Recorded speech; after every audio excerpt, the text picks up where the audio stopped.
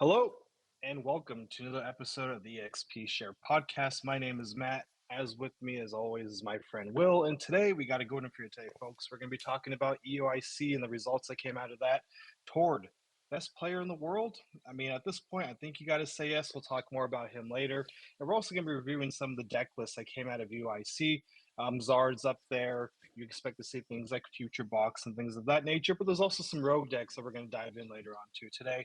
And we're also going to be talking about some new cards that were revealed over at pokebeach.com, a great resource in case you folks are not familiar with that. Definitely something that we're utilizing pretty much every episode on the podcast here. With all that being said, though, Will, how are we doing today, my friend? I haven't talked to you in quite some time. Yeah, it's been a while. You feeling okay? I know you're a little sick, so listeners and Yeah, viewers, bear with us. He's just recovering from an illness, so hopefully make you not have I get to, it. yeah, not have to strain your voice too much today. I'll help share the load. But yeah, I'm doing well. I mean, it's been a while. I even went to Vancouver since I feel like we last spoke. Vancouver was okay. Didn't Yeah, make day Vancouver went two. down.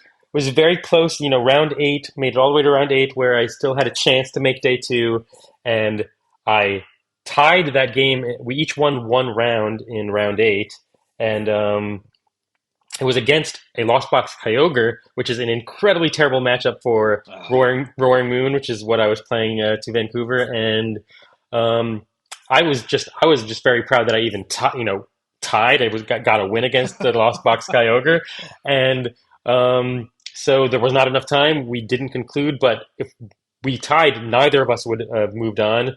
So we actually rolled for it. We rolled for who would go forward. I rolled and lost. But I actually just found out on Twitter that that's specifically against the rules of the Pokemon TCG. Just for anyone who's unaware, you are not Mm. allowed to to to roll or use any sort of random means to decide a win. You're allowed to concede. Your opponent's allowed to concede. You're allowed to ask once if they would be willing to concede, and if they don't want to do it, you're actually not allowed to like ask again and pester them. But you're not allowed to use random Mm. chance to decide the winner of a game. So I guess you just have to, they're gentle. You can use gentleman agreements. Again, they won't enforce it. They'll never enforce a gentleman's agreement. That's something that has to, be done, and you have to sign the slip. And they're not gonna like deal with fighting. Like, oh, he said he was gonna concede, but then he didn't. Um, but yeah, someone has to just kind of be willing to take the L, and or you decide like, hey, let's play this last round, and whoever gets the most prizes before time, like, we'll decide it that way. That's not a random way to decide. Um, but yeah, there is no rolling for it, and you can get a double game loss. You can both lose, and no one moves on if they see that and find out. So, just for future Wow. How'd you get people's away with it then? Like, no one, no did the judge saw. judge just never No come judge, by? judge didn't see us happening to roll like in the 30 seconds that we rolled and decided and signed the match slip. The judge was not watching us. So there aren't judges, every 2 feet watching every single match and every single, action. So they just happened to not see it. But that is explicitly against the rules. That's not something I'll do again. Hopefully, no judge is watching this and is going to like report me to the authorities. But Vancouver, Well, I mean that is a fine example right there of an experience share, right? You had an experience and you shared it with our audience. So, I mean, I certainly never knew that. So that's definitely good to know. And I'm sure a lot of people who are not familiar with regionals and how that all works. That's probably a big part of it because I would imagine that you're going to get some more experienced players, perhaps trying to take advantage of some newer people, and that might be a way they do it. So, yeah, happy to hear that you had that experience. It didn't turn out too bad. four You two and lost the roll, two. unfortunately. It is No, what it four is. two and two. Yeah. If I didn't you know give up that win, it would have been four. Well, is it wins, ties, and losses? I always forget how it goes. Is it wins, ties, and losses? It's win losses ties. Yeah, Okay, win losses so ties. instead of 4-2 and two would have been 4-1 and three if I didn't like give up that win. Mm. Which three ties, four wins. I felt pretty good about that. That's pretty close to, you know, it's definitely a winning record. Only one loss on the entire day. It's almost completely undefeated, but just not enough points to qualify for day two. So I feel pretty proud about that. How about you? How have you Yeah, been since we last spoke? I mean, aside from trying to get through this, so I had bronchitis. I had a bunch of other things going on with my lungs. So for the most part, we're kind of out of it. We're no longer having to worry about those bigger issues. But as you probably going to be able to tell over the next hour or so, I get a little short on breath sometimes. It's just part of the deal. I have to kind of focus my breathing a little bit, but otherwise, I'm okay. So I'm trying not to make too much of it. But my job, what I do for a living, is basically this: I just talk all the time. Oh So man. you can imagine the strain that that puts on you every day. I'm not trying to sit here and have a sob story like that, but um, I mean, it's hard to work right now. That's how bad it is. But we're gonna get through it. And if I'm good enough to record a podcast, I'm good enough to do anything else. So, not super worried about it. Other than that, no major news really. I finally got all my cards for Dino Box finally in and all sleeved. They're ready to go. The deck is ready for IRL play. Finally took the plunge and bought all the bling for my GLC deck. So next time we play, we're gonna have the full arts and the gold cards, much like what you're seeing here on screen right now, and we'll be ready to go. Yeah, So we are fully after that, in the post rotation. We got new decks coming out of yeah, UIC. We kind of know who the BDIFs are going to be moving forward. It's very exciting, and we're mhm, going to move through that. But just to start off, before we kind of jump into the results, is there, I feel like Ancient Box was your, is and continues to be your big, you know, excitement for post rotation. Are you more, are you less excited for Ancient Box after seeing it at EUIC? Do you have any other decks on your radar? Because yeah, that's a good question. So I mean, I think I'm still really big on Ancient Box, Dino Box, whatever you want to mm, call it. Um, there was a car that we're going to talk about later on today that gets me really excited about the future for Dinobox. I'm really happy they're going to continue to print cards that support that specific archetype. Um, I have Zard built, as you already know. That's all updated, ready to go. But after seeing Tord's list, I feel like I'm playing the wrong 60 to be honest. So there might be some additional updates that need to be done to that. But for now, it's Dino Box, Lost or Ancient Box, whatever you want to call it, Pidzard, and the one deck I have all the pieces for, I just have not sleeved it yet, and I don't really know why, is Lugia. We're going to talk mm, more about Lugia today as well, but it didn't really have that good of a showing at no. EUIC, so I'm thinking, is it worth sleeving? I don't know. So, I mean, again, we'll talk about it more. Lugia is very interesting. I actually think it's still a solid deck, but just didn't have the results. And it's Yeah. because of other decks that keep it in check. I feel like sometimes a deck can be good, but the metagame is just not good for it. And there were two uh, future box decks in the final eight. And I think there were a lot of future box decks that did well in day two. And future box can take three prizes on a Lugia very, very easily without really trying because of the electricity weakness or the lightning weakness, I should say. So I think it just, if Future Box continues to be really good and Iron Hands EX continues to be really good, I think it's a tough meta game for Lugia. And all those single prizer Minchinos are also just really small. The benefit of those guys is it's a 1 to 2 trade potentially. Those Minchinos can take out the big Pokemon, but if Iron Hands EX is just taking two prizes back on those little Minchinos, then that whole benefit is completely null and void. So yeah, we'll get more into that. For me, I am also kind of a Dino Box um, lover. I was really excited about it, but I just felt like no one had cracked the full 60. And seeing some really interesting things coming out of UIC. Um, there are there's so many different versions of Dinobox now. There are the straight kind of ancient box, has everything. It has Miraidons, it has um, Roaring Moon, it has, a couple of the other ancient Pokemon. But everyone said Roaring Moon was dead. Roaring Moon EX specifically was dead. And it's really nice to see that actually people are really innovating. There's Roaring Moon with Ancient Box, there's Roaring Moon with Dunsparce, there's, Roaring Moon kind of hybrids. Like there's Ancient Box hybrids with just a couple Roaring Moon EXs in there. So there's a lot of different ways you can play Roaring Moon EX, which was the deck that I feel like I was most interested in prior to rotation. So after the results of UIC, I think it'll be really interesting to continue to see Roaring Moon EX and how it fits into this post rotation.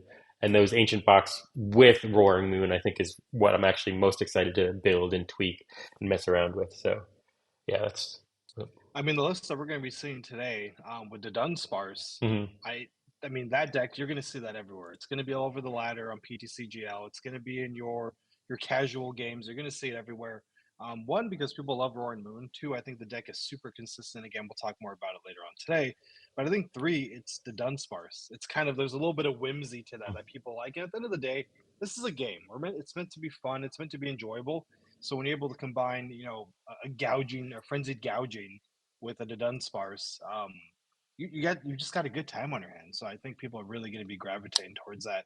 But that being said, let's go ahead and take a look at our first deck list for today. And of course, that's going to be now five-time international champions Tord Reklev. His list, Pidzard with Bibarel. He's got a Clef on here.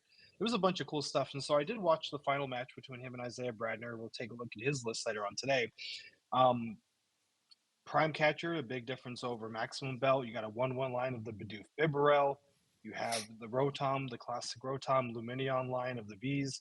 You have Cleffa in there, which I got to tell you, that first game that he played against Isaiah Bradner, this card came in many, many times as like a key component to how he was going to play that game and how he ultimately won that game. The free pivot, the free attack, and the draw.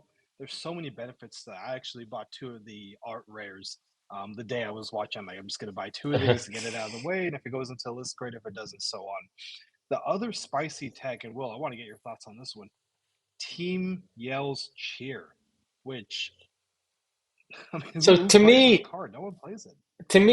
the way that he built this deck is Charizard prior to rotation and even post rotation. The way that most people were building it would just take a hard L to control and just that was their worst matchup, and they just expected there's not enough people out there playing control. You just dodge the matchup, and hopefully you can have a good run.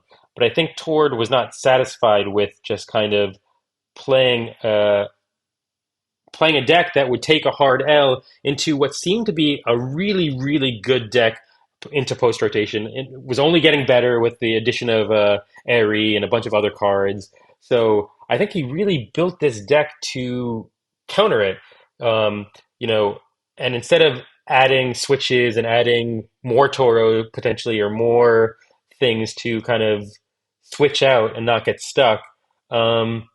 I think that the single Team Yell's Cheer just means that he can recycle the Toros. So he could play Team Yells, recycle two Toros back in, then the next turn switch out if he needs to, re-evolve up and be ready to go. So it's really interesting. Yeah, I think that Team Yell's Cheer is a really cool tech.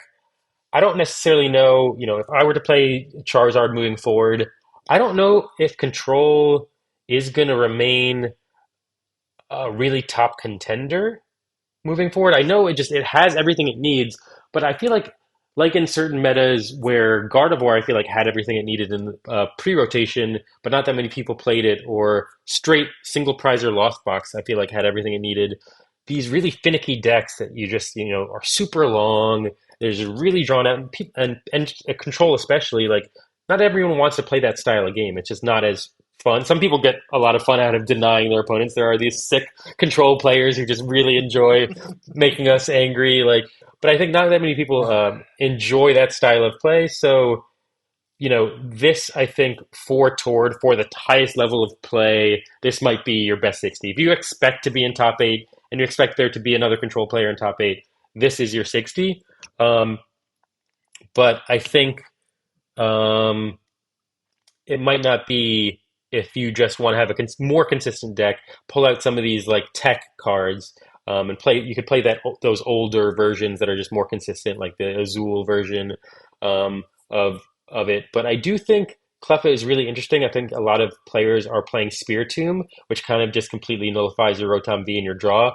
And Cleffa Mm-hmm. is a single prizer, so it's you're giving up less prizes. It still can draw you almost as many cards if you're thinning your hand down, and the free pivot is just a really good addition as well. So I think Clef is the one thing that's going to remain in people's minds when they're building Charizard, and I think is not just a stall tech. I think it's just a really good tech if you don't want if your opponent's playing Spear Tomb, if they're playing a Tina, a lot of Tina decks have Spear Tomb in it now. That Clef is really good instead of the Rotom. But otherwise, I mean, I don't see anything else that's like super, super different. It's the Team Yell's Cheer. It's two Toros instead of like one, which I think a lot of Zards were playing, and the Cleffa. So, yeah, you just want a more consistent Yeah. version. You pull out those Toros and the Team Yell's Cheer, and you add in a couple more, you know, consistency cards. Maybe the seventh energy. That six fire has always scared me. You know, you I mean, prized. once you play it, you can play with it. I'm telling you, you can do it. You're going to be taking prizes. There's going to be a rare instance where Zard is not going to be taking prizes. And on top of that, those six, as long as you have your two super rod in hand, you should be okay. You should be okay. You have things like Pid to be able to go get that super rod pretty quickly. In this deck list in particular, you got Bibarel that kind of protects you from Roxanne. I think another thing that we actually haven't even touched on here is, traditionally speaking, it's three different copies of Charmander. It's the one from 151, you got the one from City and Flame, and then there's a third one out there. I forget the particular set that card is from. Tord went with a different list here. Actually, went with four of the City and Flame ones. And for those folks who are just listening at home, the Charmander that he chose has 60 health and it has one attack for one fire energy. Heat tackle 30 damage. This Pokemon also does 10 damage to itself. So not going with all the other crazy cards, not looking for anything else, just going for the one single super consistent Charmander. And this really makes a lot of sense if you think about it. One fire energy, 30 damage. That's enough to potentially knock out a Warren Moon. Maybe that's enough to knock out a. This actually could have happened in that final round at EUIC, where Isaiah Bradner had a Giratina V Star with 10 health left. And Tord had the Charmander ready to go, ended up retreating and taking knockout with a Radiant Charizard that then could not be knocked out by his Cramorant, by Isaiah's Cramorant. And that is what ended up winning him the game. There was no way to take that second knockout. So, big brain stuff by toward Reklev. And if you folks have not gone back and watched that final round, I would definitely go and encourage you to do that. I think Isaiah Bradner played a really, really good game. Those two games that he did play, I think, were really well, especially that first game where his back was against the wall. I think he still made a game out of it. But it just really goes to show how good Tord is. And again, he's a five-time international champion now. So we're talking about some serious talent, maybe the best to ever play the game, certainly I think in the best in the world right now. So something to consider there. I think one other thing, Will, that I kind of want to pick your brain on is Rotom V's time in this deck list. Is it coming to an end here? Because if you got Clef up and we're talking about Spiritomb already, is there a world where maybe Rotom V and those two prizes get taken out of this list? And the only thing you really have to worry about collapsing would be Lumineon? Lumina. I mean, Hmm. I could see a world where that's a thing. I don't know. I mean, I do think Charizard loves to go second, obviously, but I think a lot more decks in the post rotation and even pre rotation have started to like going second. And if you lose the coin flip and your opponent wants to go second, you can't use Cleffa. Cleffa is useless on turn one. You can't attack on turn one. So I do think there is still utility for Rotom. Those three extra cards just really bump up that consistency. Guarantee you're going to get the rare candy Charizard turn two. And I just think there's a reason why Rotom stuck around. There's a reason why Tor didn't pull it out of the list even with the Cleffa tech. So I think yeah, Rotom still matters. And unless like Spiritomb just becomes ubiquitous and every single deck starts playing Spiritomb, I think people are going to continue to play Rotom B. But And I think one of the things you had mentioned, I think is, oh, go ahead. sorry, no, go ahead. Well, I think there's sometimes a little bit of delay. We crosstalk, but you can go ahead. Oh, apologies for that. The point I was going to make was earlier you had talked about, hey, this deck list is probably better fitted for an environment like EUIC, where it's super competitive. You're anticipating certain deck lists to be out there. And then you had mentioned, if you're going to like a local game shop, you go into like a cup or something like that, a local league in your area, this deck list will probably win you some games still. It's still Zard, it's still a very good deck list. But you could take things out to kind of replace it with. You could make different changes in that deck list to want to make it more consistent, and two, to probably make it a little more palatable for your kind of play style. For me, I don't know if I would ever play Team Yell's Cheer. And for those folks again who are just listening at home, in case you're not familiar with this card, this is a card from Brilliant Stars. So it's kind of an older card. It's been around for a long time. Hasn't seen a lot of action. Supporter card is to shuffle up to three in any combination of Pokemon and supporter cards, except for Team Yell's Cheer. from your discard pile into your deck. So that can get you a Turo, maybe get you a boss, and it gets you that Pidgeot EX that got knocked out early. You had to discard or something like that. So a very versatile card. And the reason I say I wouldn't probably play is because, as you mentioned before, it is kind of specific to this particular setting, right? That being said, now I'm kind of thinking about it, reading out loud. I see the utility in it. I don't know. For me, I'd rather have the fourth Arvin, if you ask me. But there's a reason I'm not an international champion in Tortoise. So Mhm. um, again, very, very clever deck list, and congratulations to Tord once again, taking first place, taking it all in London. Yeah, I mean, Tord is obviously the best player in the world. The last time we talked about his deck building prowess and him winning was when he built the completely insane Inteleon, Charizard, deck list. I think from a regional in Europe, like a month ago or so, and he was playing Yeah, one of like he played a 1-1 Pidgeot line, like a 1-1 Bibarel line. He played Inteleon, he played Urshifu, he played Charizard. He can make any deck work, and I think this deck has a lot of answers. It has a lot of good things, but also got like a lot of 1-1 techs and a lot of 1-1 Bibarel. It's got one single Cleffa. It's got one Team Yell's Cheer. It's got you know two Turos, which Turos are important, but that's two cards that could be used for more consistency. So I think when you're the best play in the world, you can sacrifice a little consistency and kind of play around, prizing and stuff like that. But if you're, a new Charizard player, I don't know if this is necessarily the exact list you want to go to. There's a lot of Charizards that did well. I mean, I think Charizard continues to be the BDIF right now. It's the deck to beat. So there's a lot of lists you can go off of, but this is clearly, when it comes to top play, you're getting into top 16, top 8, day 2. There are going to probably be a few really strong control players. This deck looks really powerful. totally agree. And I think it's kind of important to note for those folks who are listening at home and around the world.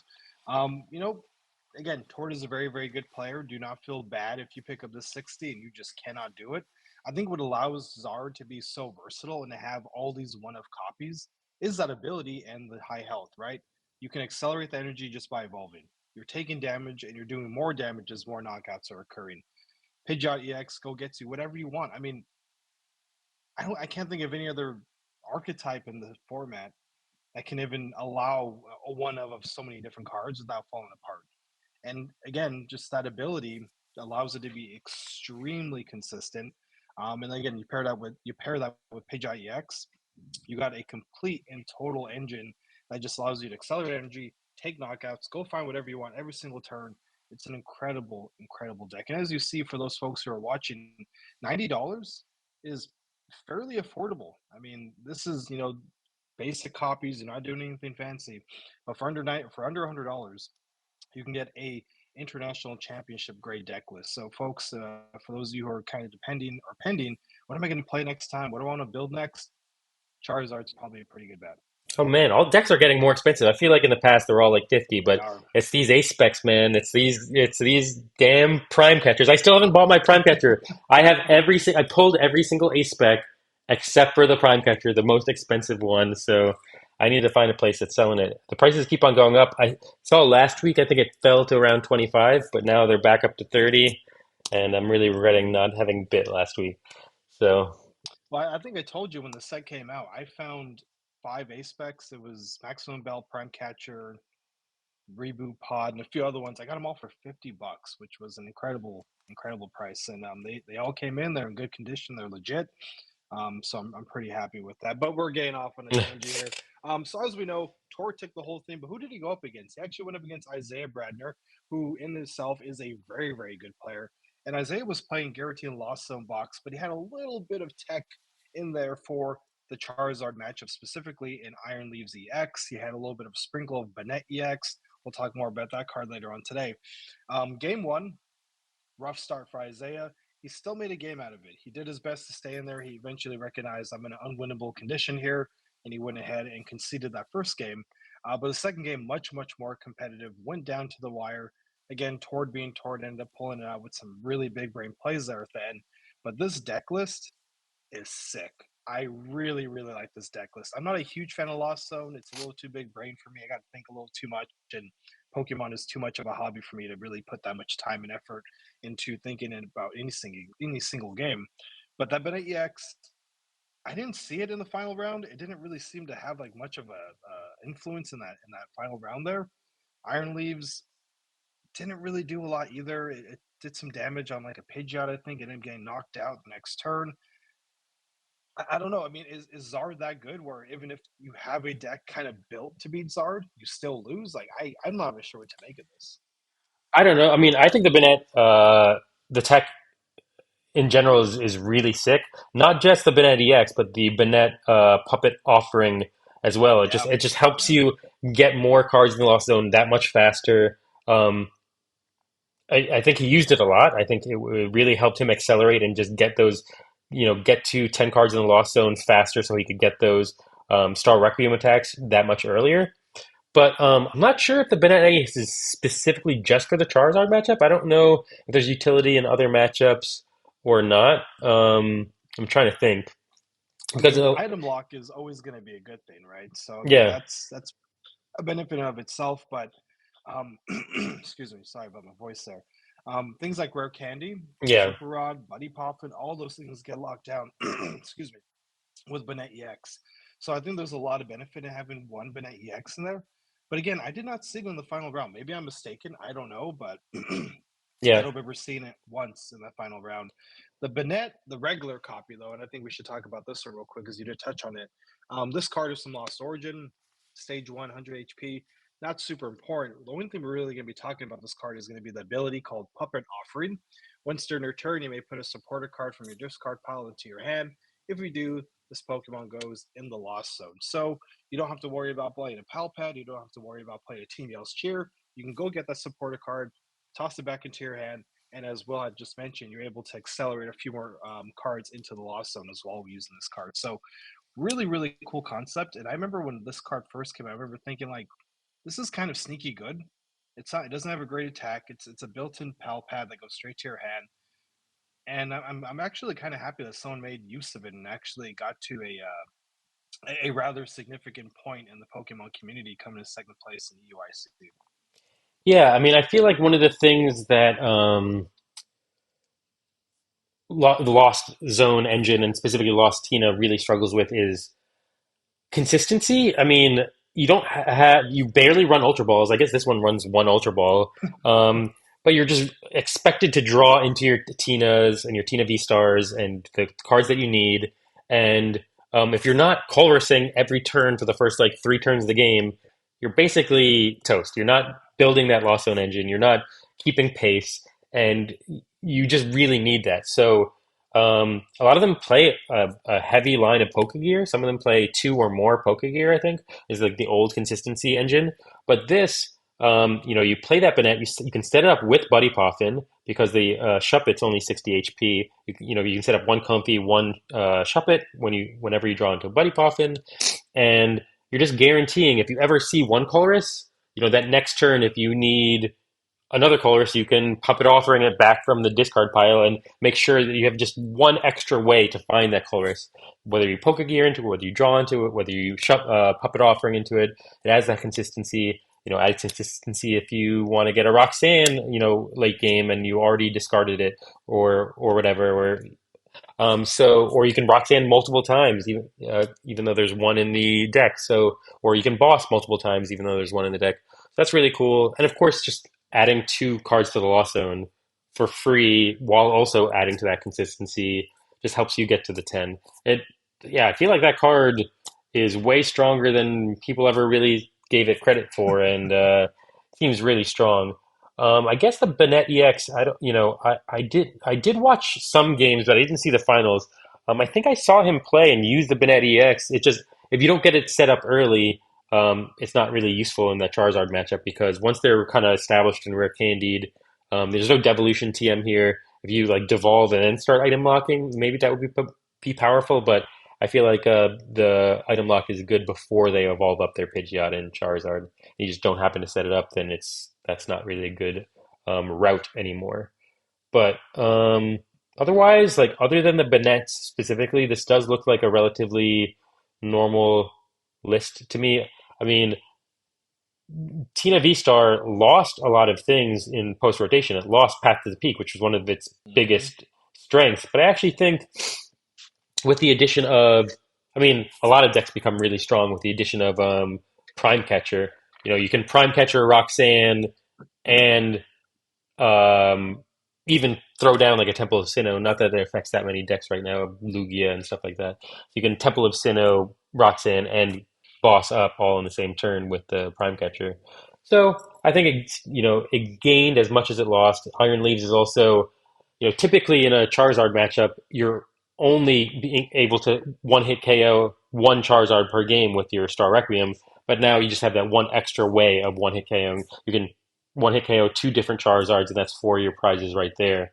And then you can clean up some stuff with Cramorant and Sableye, and so yeah, I think this is a really good deck. I think typically, um, I don't know if it's favored. I feel like typically Tina is a favored in the matchup, but I don't know. Obviously, he didn't win in the finals. It sometimes it's just up to the players and the luck of the draw. But I do think this deck is still very strong against Charizard.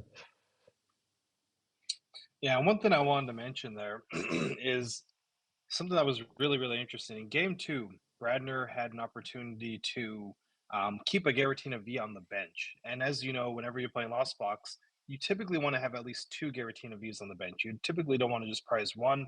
Tends to be easy picking, and people just boss it up, knock it out, and that's kind of it. It's done. In this situation, in game two, Tord had played his prime catcher. And as we already know, for those folks who don't, but you probably should at this point, you only have one ace spec inside your deck. So Isaiah knew going into game two, hey, he does not have a maximum belt. He's got the prime catcher. I can actually bring up the Scaratina V and use the Abyss Seeking, I believe is the name of the attack, to get more cards in the Lost Zone. That's the kind of thinking and the kind of gameplay that takes a good player to maybe not a great player, but a really good player, is understanding what your opponent is playing. And when I was watching this game, I kept on thinking, why are you putting up the V? Like, you're going to get the Arvin, you're going to go get the Maxim Bell, you're going to take knockout on the Garatina. And that's when it hit me like, oh, he had already shown his hand. He had already played the Prime Catcher game one. So for those folks at home who are looking to get better, I think that's a really, really good tip, especially in a set of three games where you're, especially in a regional, you're expected to play three games, best of three. Understanding what kind of A spec your opponent is playing nowadays is extremely important because that allows you to actually dictate what kind of moves you're able to make in game two and game three because you have that knowledge in game one. So for those folks you listen at home, pay attention to those things. Listen to what your opponent's doing. Pay attention to what your opponent's doing. Take notes. There's nothing wrong with that. It's not illegal. You see Isaiah Bradder taking notes on every single thing Torta was doing during that final round. And it paid off. He was able to get off that abyss seeking without there being any kind of consequence for it.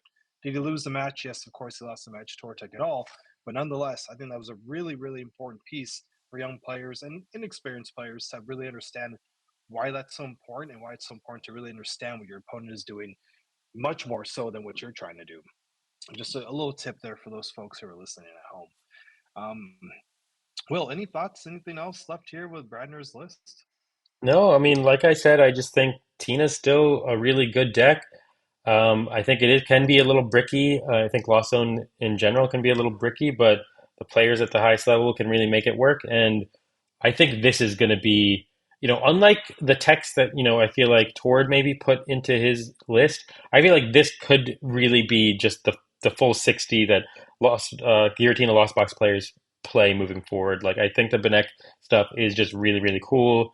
Um, Both item lock and puppet offering. I think this is a really, really cool list. Honestly, this has kind of inspired me to build a Lost Box potential. I have all the pieces ready; they're all there. I don't know. It's too much of a big brain deck for me. That being said, we're gonna go into an even bigger brain deck next, and we're gonna be talking about Pidgeot Control, which I played a couple times on the ladder. It's a crazy deck. It does so many different things. You never really know what they're gonna throw at you at any time. This deck has got a lot going on. There's a lot of one-ups. We're going to break it down little by little for those of you folks who are listening at home. Pidgeot Control, the whole concept of this deck is to basically just keep your opponent from playing the game in a bunch of different ways. You have Mimikyu that prevents damage from EX and V Pokemon. You got things like Mawile that prevent your opponent from retreating. Noivern EX says don't take damage from basic Pokemon. There's so many different things inside this deck list that allow you to just control the game from the beginning and just make your opponent sit there miserably for the next 30 minutes trying to figure out what am I going to do next to figure this whole thing out. Really, really cool deck list. Very, very annoying to play against.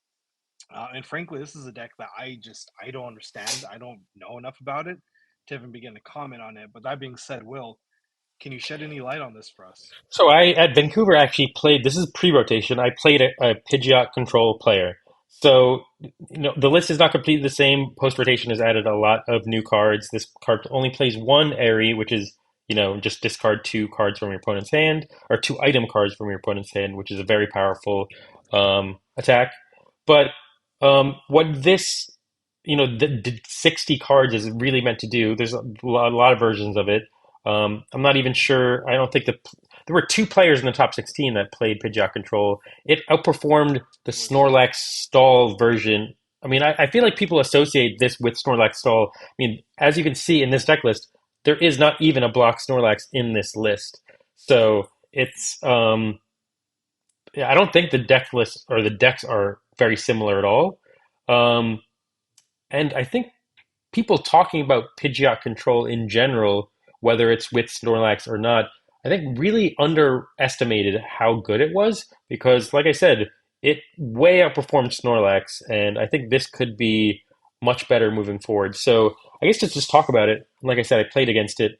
Um, they're just trying to find a route, and there's a variety of routes in this deck to win the game. Whether they're going to stall you out with like Tempting Trap, they just find a Pokemon that can't do enough damage. If you have a supporter Pokemon that can't really attack for damage, they just Tempting Trap you over and over and over again and stall you out until you deck out. Or they just put up the Mimikyu, and if you're a deck that has no answers to Mimikyu, if you're a deck that your only attackers are EXs or Vs, you're out of luck. So that's another route.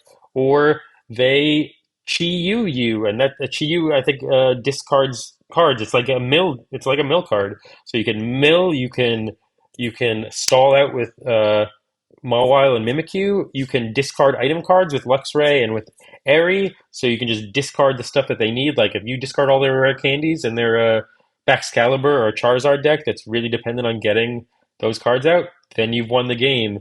I think they also have this deck again. You said Noivern. If they only play basics, they you put out the Noivern and they just can't win. There's also the Bouffalant, which lost zones some of their energies. So I think if you play against cards that are just low on energy, like even Charizard, if you just lost zone a couple fires, you might prevent them from being able to attack. Or Lugia, is very energy limited if they've already discarded. Or you can just start taking prizes. I played against Control, and the first game that they won, they took six. They actually did take six prizes. They didn't stall me out. They didn't do any of that. wow. It's got Radiant Charizard. It's got Fire Energies in here. Those are really powerful. Um, they can even attack with Pidgeot. Um, and of course, they can attack with Noivern and slowly whittle you down and take prizes. It's just doing 70 damage at a time. So there's a lot of ways that this deck can win, and they're just trying to find that exact route. And they probably know the route better than you in the matchup because not everyone, I think, prepares for this. Sometimes you don't know what they're even capable of. So you're not playing the exact right way to prevent them from stalling you. But it's interesting. It's really, like you said, really big brained. I think this is at least more interesting than stall because there's really only one route with stall. You have the one route. You just try to boss up the one Pokemon that they can't get out of the active, and then you win. This gives you a lot of options, a lot of variety. In so doing, it's even more big brained. It's even more complicated and more kind of difficult of a matchup. I think on both sides, but at least it makes for a more dynamic gameplay, I guess. Yeah, I would definitely agree. And I think that's kind of what makes this deck so difficult to pilot is the fact that you have to understand what your opponent's doing much more so than what you are actually trying to do. It's so if we're talking about things like Snorlax Stall, um, all we want to do is get something in the active that can attack and just pass the turn. That's all we're trying to do. We're just sitting there waiting for them to deck out. Boring, effective to some degree, But with this deck, that isn't really the case, right? We're not really thinking about getting something active and just letting it sit there. We're trying to disrupt, we're trying to control, we're trying to afflict a little damage here and there. I think what really makes the beauty of this deck a little different than say again Snorlax Stall is you're almost you are playing the game still. You're also playing the game. You're trying to prevent your opponent from playing the game. Whereas Stall, no one's doing anything. Sit and wait for the game to be over after an hour, after everyone draws everything in their deck, and that makes a really really boring gameplay. I will admit I'm not a big fan of Snorlax Stall. I think it's still healthy for the game because it adds an extra layer of dynamic gameplay to the game. But that being said, I'm never going to play this deck, but I would be much more inclined to go up against this deck than anything related to Snorlax. So, really, really cool deck list. Really, really neat. And I think the Buffon is actually kind of a cool tech in there, being able to lost on some energy. You talked about it earlier. You lost on a couple energy for Zard.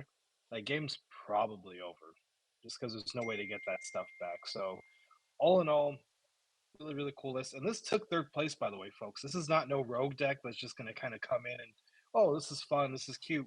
This is a legitimate deck that wins games on one of the biggest stages in Pokemon. So if you're interested in this kind of play, this is it. And how much was this list? Well, I didn't get the number up top. Oh, let's look at it. 65. 65. So if we're looking at Zard, we're looking at Lost Box. Those are that $90, $100 area. 65 bucks gets you a third place EUIC list. I think that's a pretty worthwhile investment. And again, it's a very, very cool deck list. Yeah, I mean, if you are All right. into if you're into that sort of thing, but who knows? So moving forward, yeah, I'll let You you. made me laugh. You made, I'll no, let no, you. no. You made me laugh on that one. That was pretty funny. That was pretty funny. That was a good one. Go ahead, take it. I'm gonna have a Yeah. comment best. Okay, I'll take it from here. So, Iron Hands, we actually had two different future Iron Hands in the top eight at EUIC. I think a lot of people wrote this deck off because, and I don't know how real this deck is, but the results kind of speak for themselves. Iron Hands has been really powerful, for a while. Taking an extra prize is really powerful, and this deck just is built to enhance your Iron Hands, your crowns really buff, give you that buff. You have your tool cards, your future booster energy capsules, and your heavy batons to kind of help consistency and help buff your Iron Hands even more. You've got your electric generators, so you can accelerate even more energy and get your Iron Hands set up even faster. This to me is kind of like in the same realm, in the same family as Miraidon EX from last Mm-hmm. pre-rotation. You're really quick. You have your techno radars to get out your full bench really fast. You have mostly just electric energy. You have your couple psychic energies in case you want to actually attack with the baby Miraidon or the Iron Crown EX.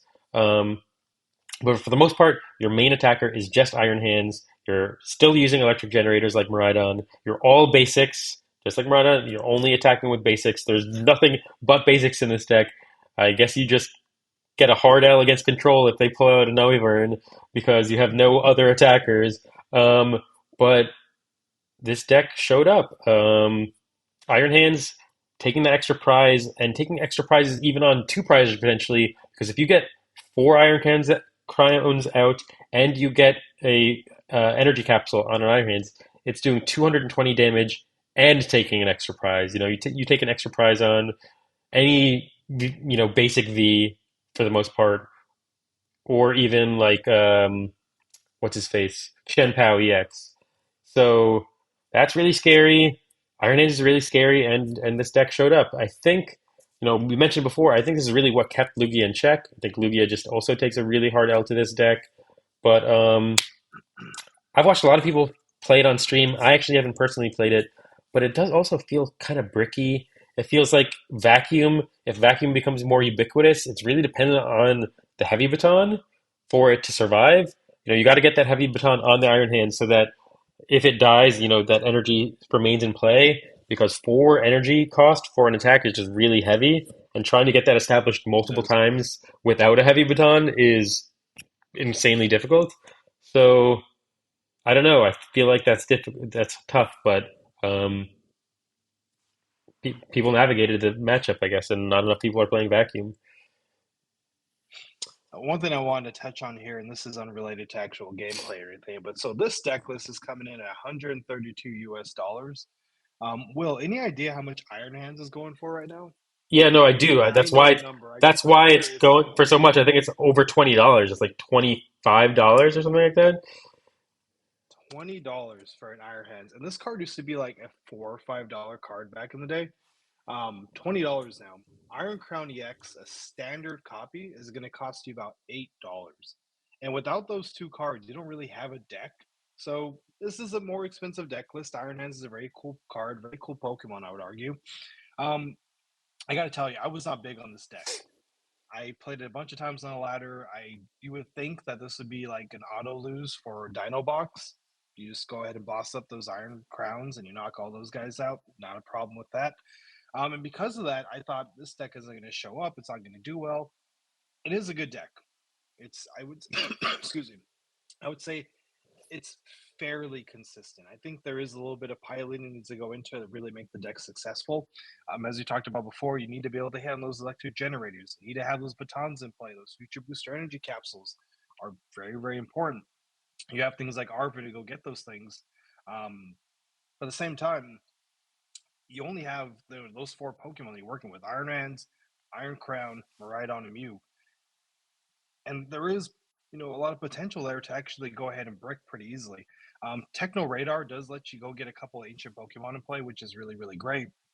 But again, at the same time, if you don't have a way to accelerate that energy, you are stuck in a really, really big way. So, um, a little effort needs to go into this one. You need to be able to know what you're doing at any given time. You need to be able to understand the situation. When is a good time to accelerate energy? When is it not? When is it a good time to play electric generator over, say, using Miraidon to accelerate the energy? There are certain situations in the game where you have to be very particular about your choice making. But that being said, a really, really cool deck list. I think this is going to be one of those lists I think people were a little low on. Now they're really excited about it because of how well it did at UIC. I don't know if it's going to do that well, say in Orlando or in Perth over the weekend. I I'm still not completely sold on the deck list. I don't know how you feel, but I'm not quite there yet. I'm not quite sold. I've never been sold, and the results I feel like don't really change my opinion. Like I don't see it having a great Charizard matchup. It never can get to those big numbers. You're still Right? Yeah. taking a two-hit knockout on a Charizard. Charizard's the BDIF, and I feel like that should be basically the way that everyone measures the quality of a deck right now. If it can't really keep up with a Charizard, which is like 23% of the meta at UIC, and I think will continue to be a huge percentage of the meta, like what are you doing? And I don't see how this deck really actually keeps up with Charizard. I think that's actually a really good point to make. Is that is the standard, right? Zard is BDIF. It's going to be able to take out most things. You need to have a fair chance against Zard to do well in any kind of official tournament, any kind of competition, really. Um, and because of that, is this really the best deck list to play? I don't know. I mean, I'm sure Lugia was all over the place at UIC. I think it had like 15% or so of the meta share that day in day one, which might have led to the success of this deck list. But at the same time, I'm not sold. I think it's a good deck list. I think it's fun. I think it's interesting. I'm not sold on it. I don't know. There's something about it just feels a little off. And I think ultimately what it is the power output is just not quite there. You could say the same thing about Dinobox, right? Until the very end of the game, you're not really doing a ton of damage. But what the big difference here is there's not a bunch of two prize liabilities all over your bench. Mm. So I think that's the biggest difference here. I think that's ultimately what's going to hold future Iron Hands back is you have these two prize liabilities that if you don't get the energy on there, they're big, they're bulky, and they have huge attack costs. They're not really doing too much. Cool deck list, but again, I'm just not super convinced that it's going to be, a tier one or tier S deck list anytime soon. I mean, I guess technically right now it is tier one because having it is the only deck that had two in the top eight, right? Was it That's a good question. was there any other deck that was represented with two? I mean, I can just pull it up right here. You can pull it up. So EUIC. Oh yeah, there you go. Yeah. So we had two. I mean Zard, but Okay, Zard, which is the keep going BD, with that. which is the Yeah. BDIF. So no other deck other than Charizard had two in the top eight. You can't really argue with results, but I personally just think I don't know if we'll see results this good again for Future Box. And also, just save your money. It's $130, and there's going to be a card that we're going to talk about. There's going to be a card that we're going to talk about later that I think basically just completely destroys this deck. That's coming out in the next set. I don't think we have to talk about the sixth place deck list for Future Box, but I do want to jump on to Roaring Moon because I Mm. personally think this is the coolest, most unique, and I would argue the most fun deck list that came out of the top eight. And again, that is Roaring Moon to Dunsparce. So we have four Baby Roaring Moon from Temporal Forces. We got three Roaring Moon EX, and then we have a 3-3 line of the Dunsparce and Dunsparce. I'm getting confused with these names. I was too many Duns in there. We got a single copy of Greninja. We got a couple, or we have four Sada's Vitalities. In a lot of ways, it looks like an ancient, I would say an ancient toolbox kind of thing. You know, you have a couple different Roaring Moons. You got all the different supporters and the items related to ancient box. You have a penny in there that allows you to go ahead and pick up one of your Roaring Moons that are, damage itself during some kind of attack. I think the big thing this deck list has going for it, super consistent. There's not a lot of options, but because of that, and you could argue maybe it's a bit linear, and linear doesn't necessarily do well in the PTCG. Excuse me. But to a greater extent, without those crazy options and all these different techs in your deck, it allows you to play a seamless, consistent game almost every single time. And for players who maybe aren't looking to have all these different techs like a Tord Reklev or an Isaiah Bradner, this is a great deck list to pick up for 76 bucks. Very, very affordable. And it has everything you really need: energy acceleration, big knockouts. Maybe you need to use a one prize attacker to go ahead and have a fair prize trade at some point in the game. The Dunsparce is in there to go ahead and consistently draw cards. Radiant Greninja allows you to discard those cards, use Dark Patch, accelerate energy. There's a bunch of synergy in this deck list that really works well together. Will, I know you're a big fan of Roaring Moon. What do you think? Is this something you want to build? Are you interested in Yeah, picking this no, up? What are your I'm thoughts? so excited for this deck. So, I mean, this basically, like you said, is kind of an ancient box. When you look at this deck list, I just counted, it actually has 23 ancient cards. So it's not quite as many ancient cards as, the full-blown ancient deck. But with 23 ancient cards, if you got every single one of them but one in the discard pile, like, every ancient card minus one Roaring Moon, baby Roaring Moon, that Roaring Moon could do 300 damage. Still not killing a Charizard, EX. Sorry, can't one hit KO a Charizard EX, but it basically can knock out any other major threat in the metagame. Who can? Yeah. So, you But still that's the gotta thing, right? You have the Roaring Moon X to take care of that. You don't have to even stress about that. exactly. You got Yeah, Roaring you Moon don't have. EX. Yeah, if you need to if you need to get Charizard EX, you go for the Roaring Moon EX and you one hit KO it. But so you're still by end game, you're still capable of taking one hit knockouts on most other EXs with a single prizer. That's really really powerful. You have your Roaring Moon EX for taking knockouts on anything. You've got insane draw. I mean, I've seen people play this on the ladder. I also haven't touched it, but Greninja will draw you cards. If you have both the Dunsparce, you're drawing more cards. You can draw, if you draw into trekking shoes and stuff like that, you could draw like 10, 15 cards in a single turn, and you can get through your entire deck by like turn two or three because this deck just draws so much. And you can't even deck yourself out if you set up properly with the Dunsparce. You just cycle that Dunsparce back in. So even as you're drawing, you're putting cards back in your deck and you're preventing the deck out. So very, very cool. It kind of has everything that I like. It has dark patches, which I think are just insanely powerful cards for dark based decks. You have that energy acceleration from the discard. You have Professor Sada's for even more energy acceleration. You can get a Roaring Moon EX established in one turn, like without a real problem near the end of the game once you've drawn through most of your deck. Um, this deck is cool. This deck is very cool. I'm gonna definitely build it. I think one thing that you just touched on, and it kind of got me thinking as well. If there was a situation where you had to use that dark patch to power up one of your Roaring Moons, EX or Baby, it doesn't really matter. You could promote that to Dunsparce, go ahead and Sada, dark patch, and then use the ability. By the way, for those folks who aren't familiar with it, the Dunsparce, some temporal forces, stage one Pokemon ability, runaway draw, which is kind of fun. Once during your turn, you may draw three cards. If you drew cards in this way, shuffle this Pokemon and all cards attached to it into your deck. So, as Will mentioned, you're recycling those things. You're not really having to worry about anything. You're drawing cards. You get the free pivot without retreating. If you wanted to use it later, I guess you could, but chances are you won't. And again, you're able to use that dark patch to accelerate to your bench moon. So, this list, super streamlined, no bells and whistles about it. But because of that, it's again super consistent. And I would argue this is, I think, the coolest deck list that come out of EUIC. Telling you right now, folks, it's going to be everywhere. Your Roaring Moons are going to go up in price again.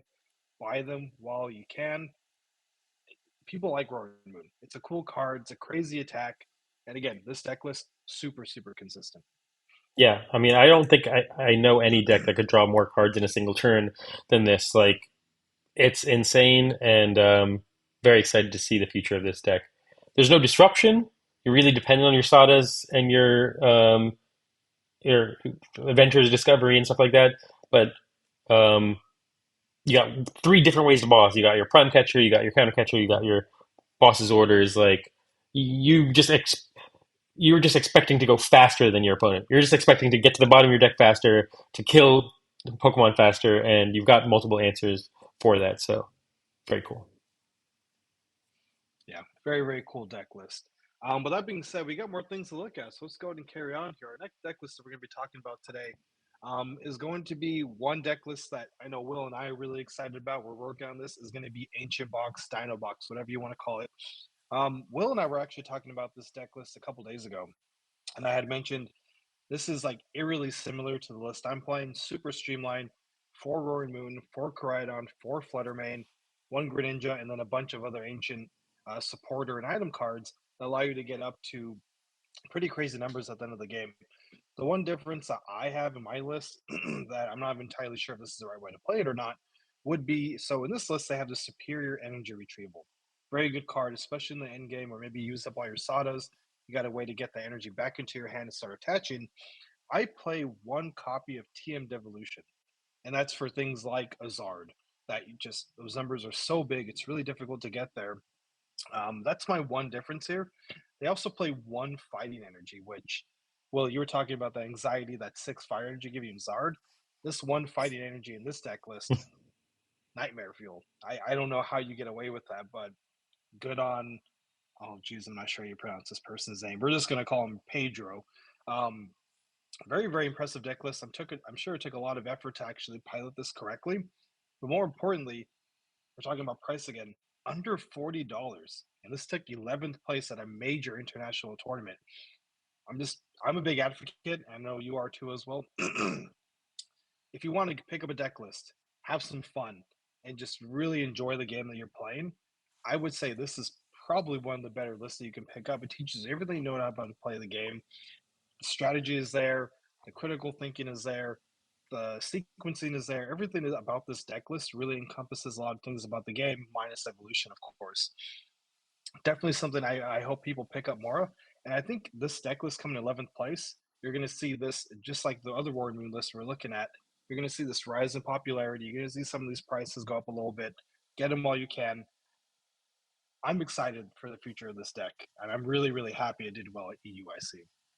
I just want to pick your brain because you said you have a very similar list. Because I've seen, obviously there's a lot of variation with Ancient Box, but number one, the ace spec. I see a lot of people play Prime Catcher over Drum. The best performing decks to me, not just this one. I think I saw other top performing Ancient Box decks did play the Drum. Do you think it's just 100% the better choice for this deck as opposed to Prime Catcher? That's a good question, man. So I've kind of gone between Awakening Drum and Prime Catcher, and they both have the utility, and it's a shame you can only have one of them in each of your decks. I mean, that's kind of the one thing that kind of makes ace specs under control. It keeps them somewhat stable. Um, I would still lean towards Awakening Drum just because there are going to be situations where you need to draw more cards. Greninja gets you two, that's great. Sada gets you three, that's great. But there are going to be times where sometimes that sixth, seventh card is really what you need, especially when you're trying to use that Koraidon, which I will admit, should not be your primary attacker. Don't think you're going into a game thinking Koraidon's an attack every single turn. But there are going to be times where that Koraidon can do 150, maybe even 180 damage. And being able to get extra Pokemon on your bench, because we don't have a Techno Radar esque equivalent for Ancient. We're just using our Nest Balls. And in this case, we're using Ultra Balls. That's one card I don't play in my list. I don't play any Ultra Balls. I'm still thinking about it though. It's kind of an iffy one there for me. Um, Being able to get that extra Pokemon onto your bench, drawing them off the Awakening Drum, might be what you need to get Koraidon over the hill to take the extra damage and take the knockout on him ultimately. So if you ask me today, Awakening Drum is the play. But if you played Prime Catcher, I wouldn't be upset at you in any sense of the word. So it's a Um, it's you can kind of go back and forth on that one for sure. Another couple questions, I guess. So I also have seen, like you said, just making sure you can establish another attacker. After your attackers get set up, it's about consistency. It's about having your attacker, having your backup attacker, making sure you accelerate energy, making sure everyone's powered up and ready to go.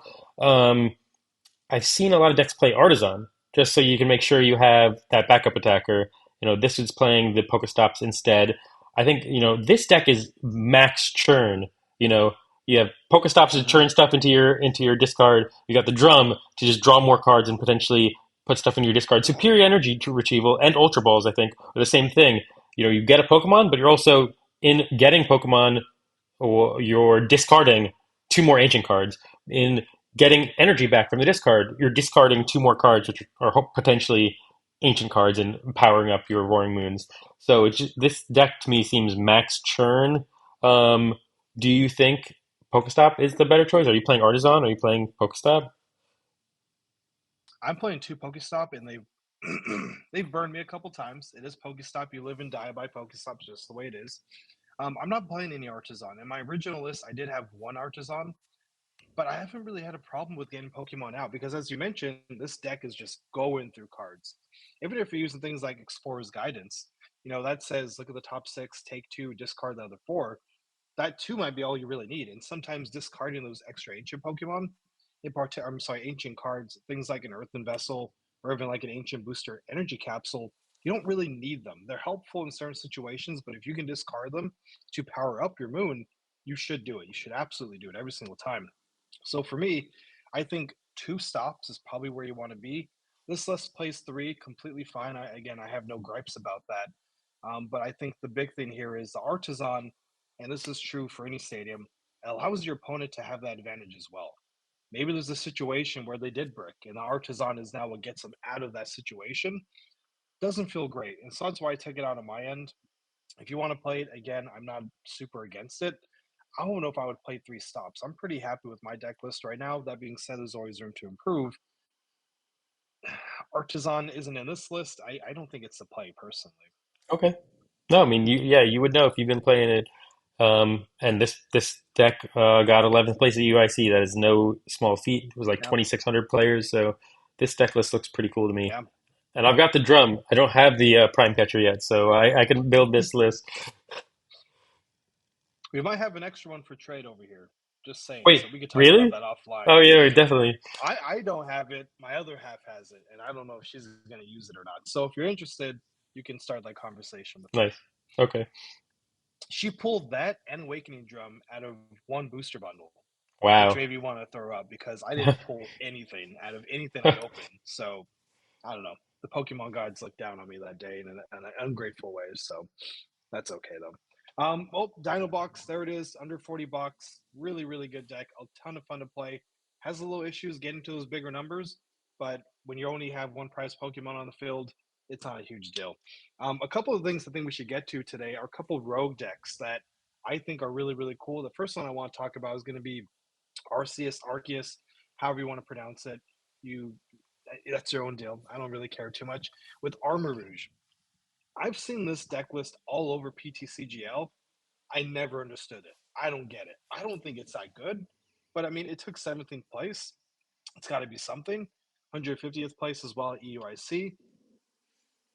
There, there's something here, but I don't know. I don't get it. I don't see the appeal in playing it. I don't see the appeal. I just Will, can you shed light on this? Because I know I can. I'm I've really interested to watched talk to you about this I've deck. watched a few people play this. I mean, obviously there's a lot of one of Pokemon in here. I don't really know what, which matchups they're really meant for or what the utility is. But I do know that the this is really dependent on the Armourouge, um, which can just move fire energies around kind of at will. Arceus accelerates the fire energy into play onto itself, onto a different Arceus, gets those fire energies in play, and then the baby Armourouge can kind of move them around to whatever attacker you actually need for that turn. So that's really powerful, I guess. Arceus has always been just a very consistent card. I think, especially early in a format where you just want to play a consistent deck that you know you get your Starbirth, you get the two cards you need, you get set up. Just knowing that you're going to get set up every game turn two with Starbirth is a really powerful thing. Um, but as for these other like techs, I'm not sure. I don't even know if Armor Rouge EX is that good of attacker. What does Armor Rouge EX's attack even do? Like it does I'm 40 looking damage for everything up each. right now. Yeah. An attack does 40 damage for each fire energy attached to this Pokemon. So you would need to have like what? I mean, to kill a Charizard, holy moly, like seven. Was that Wait, 8, 9? seven, seven, right? Wait, 40 plus 40 more. So you have a base 40. Um, so six times Yeah, it'd 40. be No, 7. no, seven. No, is it seven? Oh no, no, 7 is 320. We're not Yeah. math people, as you can Oh tell, my God. folks. We're not math people. Like I seven's think it's 280 8. plus I want to say it's 40. 8. Yeah. So it's eight. That's insane. Like I don't. That's That's all too your many energy. fire. That's too many fire energies. That's. I don't really understand that. I don't understand the Armor GX. The other cards all seem really great. I think Gouging Fire is an underrated card. It does 260 damage and only needs three fire energy. With the Baby Armor, you can easily move three fire energy around to that Gouging Fire. That makes sense to me. Even the Radiant Heatran, I think makes sense to me. I've seen a lot of players play this. If every single turn, for like two turns in a row, you Magma Base into it, once it has four damage counters on it, which is just two magma basins, it does 280 damage, 70 times the number of damage counters on it. It's a single prizer. It does 280 after just two turns of magma basing to itself. That's really cool. The other stuff, I don't really know. I don't know if Delphox V is that good in the current meta. I don't know if Armourouge EX is that good in the current meta, but I guess it also has the belt, so maybe you don't need eight energies. You only need seven plus the belt. Like, I don't know. I don't know. Obviously, it did well enough, but I think there are pieces of this deck that are really interesting. I think fire decks, just have a lot of support right now. I think Magma Basin is just a really good card. I think there have been a lot of decks that have performed before in the past with Magma Basin. Um, There was the Entei Valiant deck that used Magma Hmm. Basin. I think Magma Basin is just a powerful card. Um, Armor Rouge in combination with that, where you can move the energies around where you need it. I think that's really cool. But um, yeah, I don't have anything else I can really add to this. This is a strange deck to me too. Yeah, super, super strange. I will say Radiant Heatran getting a little love. I like that. I mean, I don't think it's like a well-designed Pokemon by any means or anything like that, but it's just a cool card. I feel like it's one of those Radiant cards, just like Radiant Charge-a-Bug. No one cares. It's a 25-cent Radiant card. It should never be 25 cents because, well, Radiant cards are kind of unique, kind of different, but it is nice to see it get a little love. The Delphox V, though, I want to touch on this for a second. Magical Fire, 2 fire energy, 1 colorless, 120 damage. Put 2 energy attached to this Pokemon in the Lost Zone, do 120 damage or something on the bench. So it is snipe. With things like Manaphy in the format, I will admit, how much utility does this card have? I don't really know. But in the situation where they don't bench Manaphy, because honestly, if you're looking at this deck list and you're not familiar with it, you're not thinking, oh, it's going to snipe something on the bench. I'm not thinking Greninja. I'm not thinking anything like that. So the Delphox V might be a sneaky play, maybe that first game, maybe even the second game. Maybe you didn't play it. So there is some utility there, but I will say you kind of have to hold your hand a little bit. You got to kind of save your trick plays for later in that matchup. Would I play it? I don't know. I think Delphox V did see a little action with Charizard in the early days. just because Zard can accelerate energy so quickly. But again, I mean, it did well, right? 17th place is nothing to scoff at. Maybe this is too big brain. Maybe we're making too much of it. Maybe it's not as complicated as we thought it was, or it is. Um, I don't know. This is a weird deck list for me. This isn't something I'm like jumping out of bed in the morning excited about. I don't hate it. I don't know. I feel very indifferent towards this deck, and I don't know. I don't know really what to make of it. I really don't. Yeah, to be honest, I mean, It's I weird. think It's weird.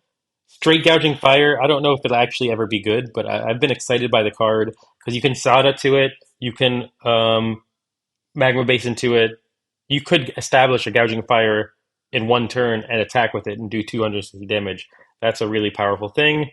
Um, hopefully, this card actually performs outside of this specific deck. I think it's an interesting card and it could have a future. But we'll have to see. We'll have to see if it can actually be an archetype on its own, outside of just an arc gouging firebox deck.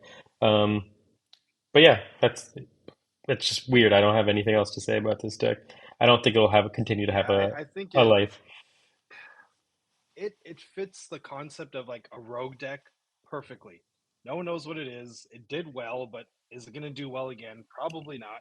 There's all these different parts that would make a rogue deck, and I think this in of itself, it is a rogue deck. But we have one other deck list to talk about before we carry on to the rest of today's conversation. That's going to be Benet Guardy, which I mean, this was something I think when these cards first came out, I believe they came out of the same set, Scarlet and Violet base set. I think they both came out at the same time. People were already kind of pairing them together, trying to see if they can make it work. Item lock on Benet EX is a very, very good ability. It's always a strong ability to have in the Pokemon trading card game. And a lot of people wrote off Gardevoir EX after rotation. It lost all its pieces. It's dead. This isn't worthwhile anymore. Uh, 82nd place isn't the best showing, but at the same time, it's still 82nd place. It made day two. It is something to be thinking about. Again, cool deck list. Nothing really super exciting. Nothing jumps off the page per se. I think the most interesting thing out of this entire list, to be honest, is the stadium, and that's Calamitous Wasteland. Other than that, I wouldn't say there's anything down here that's like, wow, super exciting, super neat, super cool. It's a psychic deck that does some cool things, and I don't know. Again, it's just one of those super weird rogue decks, not super exciting, but it's not terrible either. Again, very very indifferent towards this. Not something I would ever build, but it's cool to see, I suppose. Yeah, I mean, I think it's more a Banette deck than anything else. It has one of Screamtail. It doesn't play Yeah, Drifloons. This is not your typical Guardy list. This is Banette. There's a 4-3 list. It really leans into the Banette. We're really trying to item lock. I think the Clanimous Wasteland also, two of them also kind of leans into that. Maybe you're just trying to stick them. You're trying to, you know, boss up something or counter catcher up something that can't attack. What does it do? Yeah, the retreat cost. So counter boss up something can't retreat. Item lock them, and you're just sticking people, I guess. So I guess that's the way that this deck really wants to operate. I mean, I don't even know. Bennett taking prizes? Are you trying to stick people? It does 60 for the number of trainer the cards. And Poltergeist. Yeah, I mean that's not bad, right? I mean, obviously most decks are mainly consisted of trainer cards, yeah, supporters, tools, items, stadiums even apply to that. And it was a card I was really high on when it first got released. I was like, this is super cool. I want to build it. And it was winning some games, and then I completely fell off and I fell in love with it. But again, just a really strange deck. We also see another appearance for the Bennett with the puppet whispering, puppet revealing. I'm forgetting the name of it. puppet offering. The Yeah. Lost Zone Bennett Hmm. puppet offering. Thank you. So again, that card is making another appearance. 82nd place at EUIC, not a bad result. If you have those cards, hold on to them because I think those are going to be going up in value over time as people begin to see the kind of value that that card does present to really any deck list. It's a very splashable card. At 1/1 line, you never know when you might need it. So again, super rogue, interesting, not exciting. I don't know. Again, just super indifferent. I don't really have much to say about this one either, but I thought it'd be interesting to show the folks who are listening and watching around the world. Yep. Before we move on, I had a couple just last minute EUIC things I wanted to touch on before we moved on. Um, One was, wait, did we do this already? Yes, we did. I just wanted to talk about the meta. So this is the meta breakdown for day one. This is kind of, if you're looking to play in Florida or just, tournaments moving forward, these are the decks that you really kind of have to worry about. Obviously, Charizard's the BDIF. It was 22% of the format, almost, double the next deck. It kind of really does feel like it's a kind of broad metagame right now, other than Charizard. Feels like there's Charizard and then there's everything else at only like 10% or under. Chen Pao was 12%, Archeops was 9%, Arc Tina was actually more represented than Lost Zone Tina at 7.98%, which is crazy to me. I think that deck is an absolute pile. Then we have the Iron Crowns EX deck at 6.78 and Lost Tina at 6.32. But then I guess also if you want to look at how these decks performed, how they transitioned into day two, I also have the day two meta share where Charizard lost a little bit. I think just any deck that's that high a percentage, is not going to translate exactly. You're going to lose the players who are just not as familiar, beginners and stuff like that. Chen Pao actually converted higher. I think it was like 12% in day one, and then converted a little bit higher with almost 15% into day two. Lugia stayed basically the same at around 9%. Iron Crown's EX went up, I believe. We can look. Yeah, it went up from like 6.78 to 9.09. So it outperformed its meta percentage, and so did Lost Tina. Lost Tina was like 6% and jumped up to 9%. And then Arc Tina underperformed because, again, it is a pile, but it still was the top represented deck in day. Oh, was in the top five top represented decks in day two, which is crazy to me. And then we have the best of the rest for day two. Just a quick run through. Lost Zone Roaring Moon, which I guess, there's still people are trying interesting things with Lost Zone. You compare Lost Zone with basically anything with those, the energy acceleration from the Mirage Gates. So yeah, Mhm. Lost Zone Roaring Moon was 4.7. Just Control in general was 4.4. So I guess that's like Pidgeot Control or other versions of Control that aren't Snorlax. Snorlax Control was 4.4%. So combined Control was 8%, which is actually that's kind of a crazy percentage when you combine like all forms of control together. Um, so that is something I guess you have to keep in the back of your mind. Ancient Box was 4%, Guardy was 2.5%, and Armor Rouge, the deck that you just talked about being rogue, was 2.2%. Is the 10th most represented like archetype in day two of six decks. Yeah, so that brings me to my next point. Lugia, Chen Pao, we saw high conversion rates. And it was in day two, but it did not really place well. It didn't place in the top, 16, Mm, 12, 16. It didn't really do that well. I would consider those letdowns because everyone was super high on Lugia. I don't think people really understood how good Future Box was going to be against that deck, and as a result, I mean, if you go back to your previous slide here, just that you had a second ago, mm. they both have 25 decks in day two, which is really really interesting, along with Lost Zone Giratina. So 9.09%, an equal share amongst those three decks. And again, I got to think that the only reason Lugia didn't do as well as it could have is because Iron Hands just kind of kept it at bay. And that type advantage is going to be huge. Chen Pao, I thought it was going to do way better. I have to admit, I was expecting it to be all over the place. Converted well into day two, but it just didn't really have the results in day two. I think a lot of people were expecting, and I got to admit, I don't really know why that is. I have to think just some of the numbers that it needs to get to can be a bit difficult to achieve, especially when you have 52 Charizards in the room, and that 330 health is pretty intimidating. Yeah, so I mean, I was listening to some other podcasts this week. I tend to listen just to a couple Pokemon podcasts, and these numbers are impressive. I mean, I think getting to day two in general, especially at a tournament with like 2,600 players, that's a big deal. And when you're outperforming your meta share, like Pao, I think that already has proven itself. I think, then when you get to whether or not you get top eight or you get number one deck in the room, that's basically up to individual players, luck of the draw, luck of the matchups. I think there were still two Chen Paos in top 32.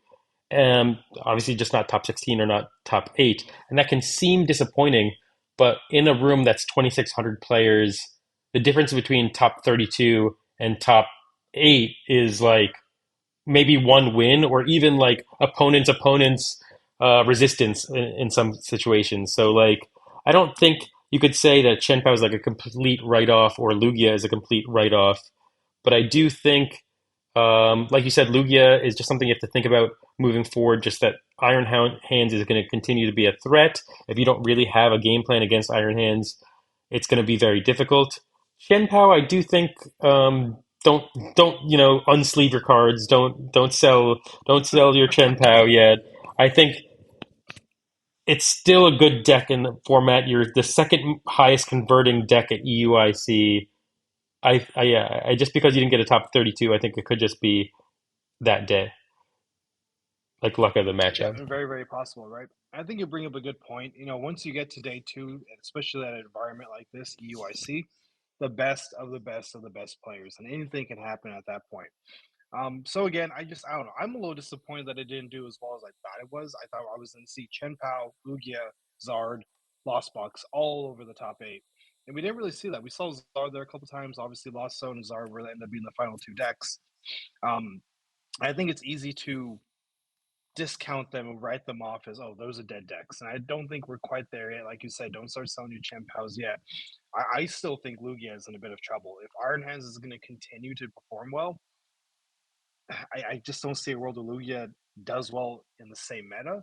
But I think Chen Pao still has a lot of potential there. The only thing I could think of that maybe held it back, massive health on Charizard. That's the only thing I could Well, to really think of. me, I actually think Chen Pao is one of the best matchups into Charizard because It is. there aren't that many decks that have unlimited damage potential. Chen Pao has unlimited damage potential. It can hit one hit KO anything, even if it had 400 HP. If you get enough waters out, you can do it. Um, so I actually think that's like a pretty good 50-50 matchup right now with Charizard EX. Um, I don't know necessarily, like I'm not a Chen Pao head, so I don't know how it actually compares with other things. If it's a good Lost Zone matchup or if it's a good Archeops Lugia matchup, but yeah, no, I think Chen Pao is very very good into Charizard. So it's one of the things that I think can keep Charizard in check. I hope it doesn't fall off. If Charizard isn't kept in check by Tina, Chen Pao, and I mean, what else can really keep up? Lugia, oh, Lugia can keep up with Charizard as well. So we just need Yeah. to get rid of this. We just need to get rid of Iron Hands out of the meta, I think, and actually it'll be a healthy balanced meta. Yeah, I mean that huge energy it costs for MP very much is the only thing that's really keeping it at bay.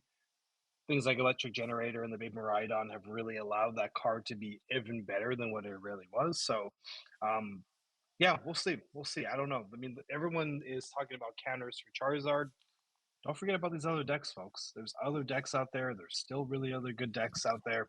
Charizard, obviously BDIF, but just don't forget about everything else. I think it's really easy to focus on one archetype, forget about everything else. You might have a great matchup into Zard, but if you can't beat Lost Zone, you can't beat Lugia, you're probably not going to take the day. So something to think about for those folks at home. That being said, there is one thing I want to jump into, and I know we're pretty lengthy episode already, but there's a couple of things that we got to touch on today. The Philippines Regional League held over the weekend. Nothing really to talk about here. I just thought this was hilarious. Charizard take first, second, fourth, fifth, sixth, seventh, eighth, ninth, 10th, 12th, and 14th place. It was all over. There was no other. I mean, you have Gardevoir in third place. Arceus Giratina came in 11th. A couple Lost Zone decks. You have Dialga Matang 15 to 16. But again, Charizard everywhere. I just thought this was a really, really funny So results hilarious. here. Yeah, I mean, it just shows that this is the deck to beat. This is the BDIF, and you gotta have a plan for this. You gotta have a plan for this matchup. If you're playing any regional coming up, you have to have a plan for the Charizard matchup. There's one list here that isn't shown, and it's Mhm. the fourth place one. It's Charizard, and there's nothing next to it. There is no Pidgeot. So I wonder if they're playing Pidgeot or not. I want to know what that deck list is. I don't know if I Probably a already know, but Bibarel. I would be Probably a. interested. Probably a Maybe, Bibarel. I mean, we maybe. can look at this one that doesn't have What? Yeah. What does this one doesn't say? have. Yeah. What's that? It's a yeah Charizard Bibarel. Bib. So Yeah. yeah, Okay. Which I don't think is that good, by the way. no, I think I think it's a Pidgeot fake is fake deck. superior. Charizard's I mean Pidgeot's way better. Yeah. So the last Yeah. couple things All before right. we Well, move. hey, that's. Oh yeah, Sorry, yeah. Go ahead, go ahead, go ahead. the last couple things before we move on to our Blaine's quiz, which we have every week. We just have a few cards that we should run through before we call it a day. We are getting long, so we'll just try to super quick go through all these cards. These are for our next. Well, yeah, no, these will be on our next Mask of Change for Yeah. Japan. Do you know what it's called in America? I can't remember what our set's going to be called. Twilight Masquerade. Thank you, Twilight Masquerade. So we got a lot of grass Pokemon. We got Grookey, Thwackey, Rillaboom, Applin, Diplin, Goldeen, Seaking, Finnison, Palafin. Oh, wow, there's actually a lot to talk about. Palafin and Palafin EX. So, There's a wow, lot going on here. Yeah. yeah, there's a lot going on here, but I think the We can main make it ones, quick though.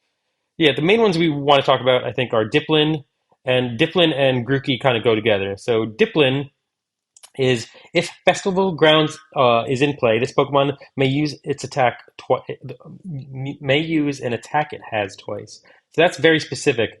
I know some Pokemon in the past have had the ability to attack twice, um, but this says use an attack it has twice. I think that's specifically written that way so that you can't like attach TM Devolution or TM Blindside or TM Crisis Shot and use those attacks twice. You can only use the attack that it has twice. And if the attack knocks out your opponent's active Pokemon, you can attack again after they choose a new active. So that's usually um, the case. So the attack is for just a single grass energy. You do the wave. 20, 20x damage the number of bench Pokemon. So if you have a full bench, you're doing 100 damage twice. That's enough to one hit KO Charizard because you do 100 damage times 2 for weakness. That's 200 damage. And then you attack twice. You're doing 200 damage twice and 400 HP. You can easily knock out a 330 HP Charizard. But of course, for it to work, you need festival grounds. The festival grounds in play, which is the stadium card, I believe. I think Yeah, there, it's a new yes, right stadium here. way at the bottom. There it is. And all Pokemon in play Yeah, that so new have. stadium card. Mhm. Yeah, no, go ahead, Go, go ahead, go ahead. no, no, please go ahead. No, I'm having a little trouble over here, Okay, so please so yeah, continue. okay. Festival grounds. All Pokemon in play that have energy attached to them can't be affected by special conditions. Heal all special conditions for any Pokemon that have any energy attached to them. So I don't think this Stadium is particularly interesting right now. I don't think special conditions are that powerful in the metagame, but of course, just in combination with the Applin being able to one hit KO Charizard on a single prize Pokemon that's only stage one, I think that's pretty cool. And for one grass energy, I do think that is pretty cool. I think they're printing a lot of cards these days to try to keep Charizard in check. I think they recognize Charizard is the BDIF. So yeah, that's pretty cool. And then we also have Thwackey, who kind of goes hand in hand with Applin.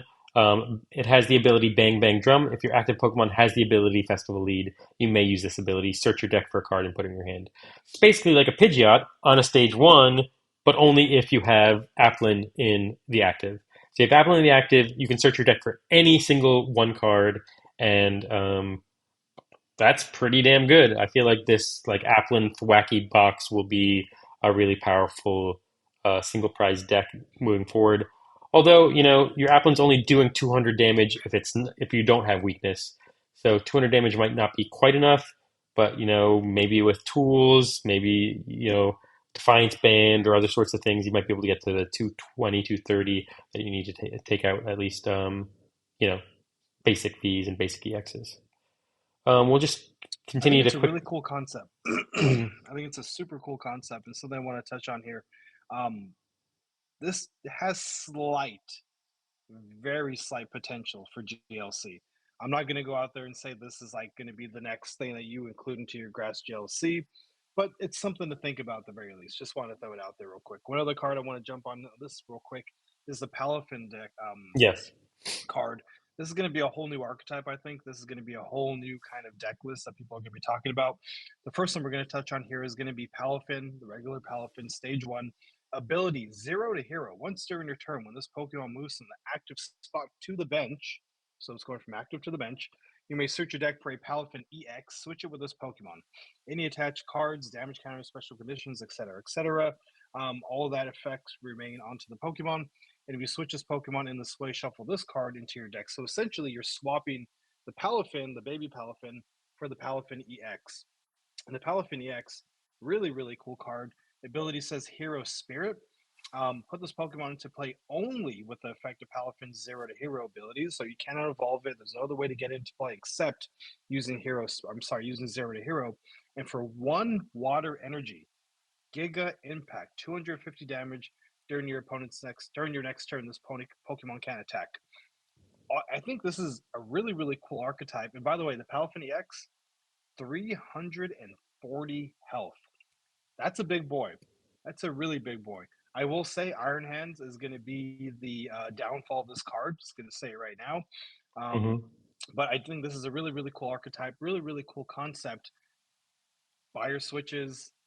That's all I can really say. Your switch cards, your switches. What else switches Pokemon in the game Yeah, now? no This more is more rope. escape rope. Yeah, so I mean, obviously Iron Bundle. you have your emergency board. You can use that for a free retreat, but Mm, you still need to switch back mm-hmm. in.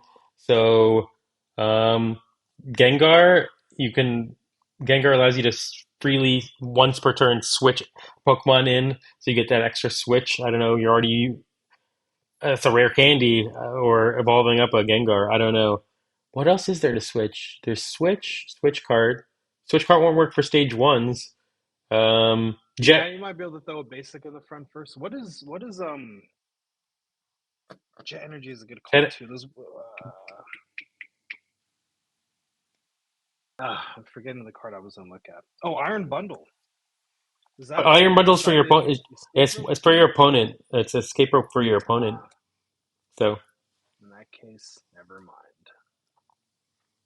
but yeah, no buyer switches, and Yeah. that will be. I mean, 340 Really HP cool card. on a stage one is just absurd. I mean, I feel like the HP creep on these Pokemon is insane. Like a stage one now has more HP than a stage two Charizard, which everyone says is already like way too big. So, um, yeah, it's pretty crazy. Obviously, you can't just straight up evolve the stage one, but you can straight up evolve a Palafin and then switch it and use your 0 to hero. So, I don't know. Is there anything else Calling that it right you? now. Real quick, I'm gonna call it right now. That card is going to be super buggy in PTCGL when it gets released for the first time. You're going to be able to evolve straight into it. They're going to have to ban the card for 2 weeks. And even then, it's probably going to be banned for another 6 months because they don't know how to figure out how to code the card correctly. I'm just calling it right now. Real quick, Dracloak and Dragapult EX. I don't know if it's that good of a play, but it's something worth talking about. Dracloak, stage 1, 90 HP, ability, Telling Spirit. Once during your turn, you may look at the top 2 cards of your deck, put one of them into your hand, the other one goes to the bottom of your deck.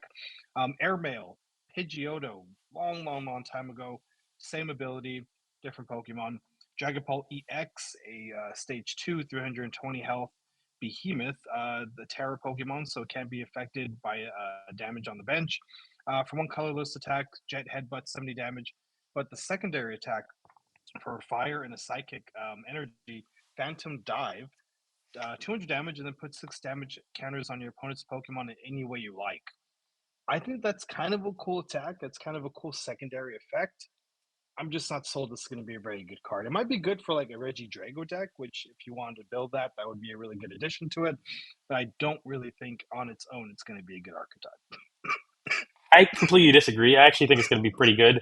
I think there was a Dragapult VMAX that had the exact same attack, or very similar attack. It was like 150 plus 6 damage counters, you know, way back when, before I played. But 260 is just a lot of damage. Obviously, it's not all on the same Pokemon. It has to be 6 on the bench, 200 in the active. But, you know, over 2 turns, I think you could be doing enough damage to take multiple prizes, take 3, 4 prizes potentially.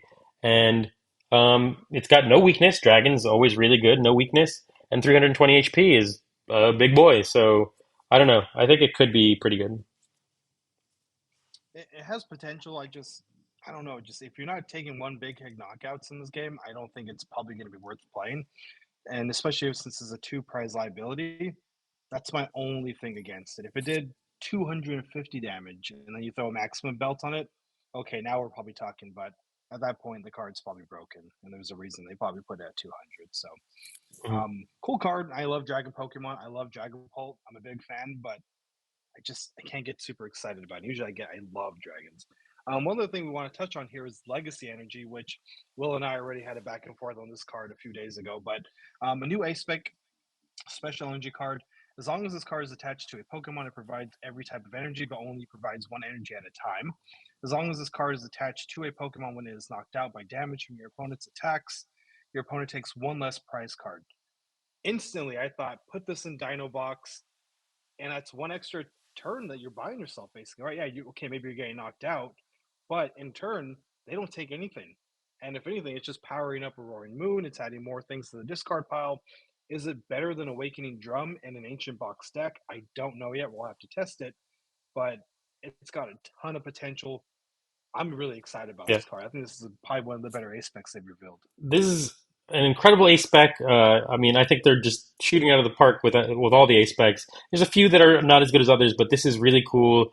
I think buy your Temple of Sinnohs now because I think this is such a powerful ability. More people are going to be playing Temples of Sinnoh.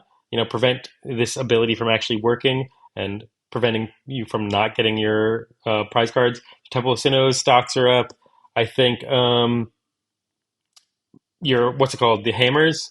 Um, Crushing Hammer, No, not well. There's crushing hammers. There's on a flip, but now there's enhanced, this enhanced hammer. enhanced. Is yeah, it just came out in temporal forces. Is special energies removes a special energy card, and Lugia. So Lugia and Iron Hands EX, I think both get really good with this. Um, Iron Hands EX just one less taking extra prize cards, and then also having your opponent take one less uh, prize card on your Iron Hands EX. I think that balance of prize trade is really insane. And of course, Lugia just it can accelerate this from the deck with Archeops. Just a really cool card. I, I didn't even think about Lugia. Well, like it didn't even cross my mind. And like, how sick is that? Throw down your Minchino, take a big knockout, don't lose any prize cards, and then do the whole thing again. I mean, you can't do it with this Legacy Energy. You're not able to recycle. Well, can you recycle special energy in the meta? I don't think you can. The point I'm trying to Oh, make is there are that's ways to incredible. recycle any cards like Silene or whatever. You can get it back, but it does Sure, sure. say you can only use this effect once per game. So even if that Minccino Yeah. gets knocked out, gets in the discard, you somehow get it back. You can't take one less prize, or you can't have your opponent take one less prize card more than once per game. But even the one time, that just really helps the prize trade. So it's a very cool card. Yeah, super sick. I really like this card. I'll be buying one for sure. Because I'm not going to pull it because apparently my luck is terrible as of late, but that's okay. But we have more cards we want to talk about today, so let's go ahead and carry on. This one's going to be super quick. Sunflora.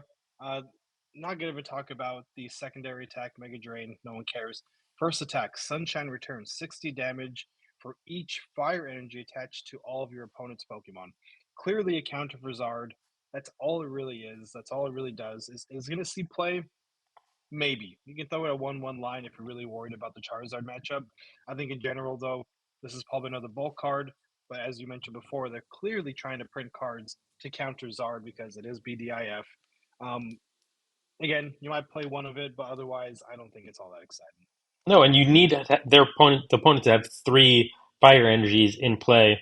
And if you have a Sunkern or Sunflora out, I feel like they can just make sure to not accelerate that extra third energy. You only need two for Charizard to attack.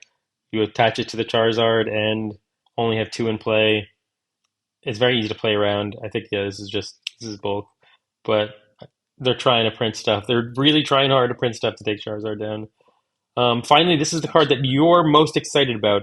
Iron Bundle, I think, is kind of also bulk, but let's talk about Brute Bonnet. It's another ancient card, just more ancient cards to put in your discard pile and power up your Roaring Moons. That's always good. But tell me why you think this is particularly good. That second attack right there, Rattling Strike, 50 plus damage. This attack does 50 more damage for each damage count on your opponent's active Pokemon. So, this is clearly going to be at least a one up inside of any ancient Dino Box deck you want to build. And there's a simple reason behind that. Very rarely you taking one hit knockouts with that deck. You're doing somewhere between, we'll say, 90 and 150 damage, probably early game.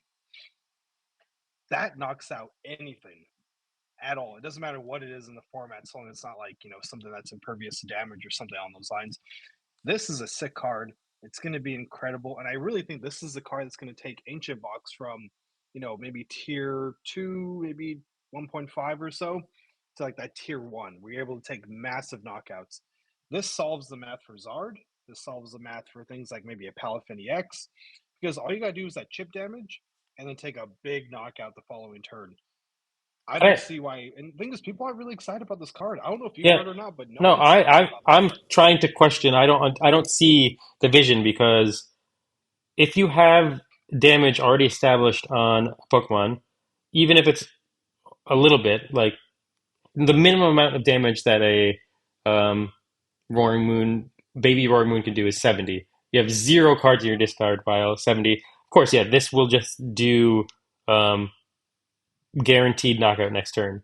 70, 50 times the number of damage counters, guaranteed knockout next turn. But you have to accelerate 3 darkness to this. If you accelerate 3 darkness to a Roaring Moon EX, it also takes a one hit knockout on anything, even if there are no damage counters on it. 3 darkness energy is a high cost. Also, if you just accelerate 2 to a baby Roaring Moon, hopefully by next turn you will have put more um, ancient cards in the discard and are able to just clean up that um, damage naturally and not having to accelerate that third energy. Because that energy acceleration is important. You really need to spread your energy out. You need to make sure you're not devoted to too much energy to one Pokemon. What specifically does this solve that Roaring Moon EX or just a second Roaring Moon, baby Roaring Moon, uh, doesn't do? I'm not seeing the vision.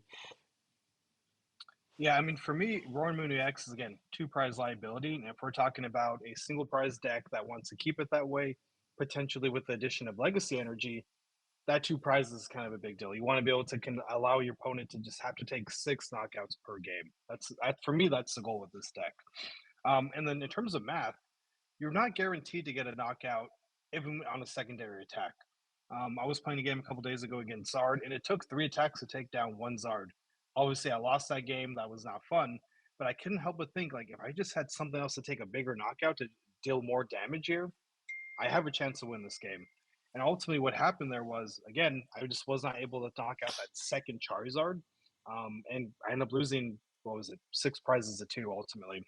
So being able to just do chip damage, because if we're talking about just 5 damage counters, I don't know how you would do 5. We'll just say 7, just for the sake of example, from Baby Roaring Moon. That's 400 damage. Is that overkill? Yeah, perhaps. But again, regardless, you're able to take those big knockouts with a single price Pokemon. 3 dark energy, I will admit, is a little scary. I'm not a huge fan of that. But I've been seeing a lot of Pokemon League headquarters, which is a stadium that says basic Pokemon require 1 more energy to attack. And I've been able to actually get that third energy on my Roaring Moon pretty easily. So it's within the realm of possibility. And that's what I'm saying. That's probably only going to be a one of. You're not going to play 4 of these. That's certainly not a wise play at all.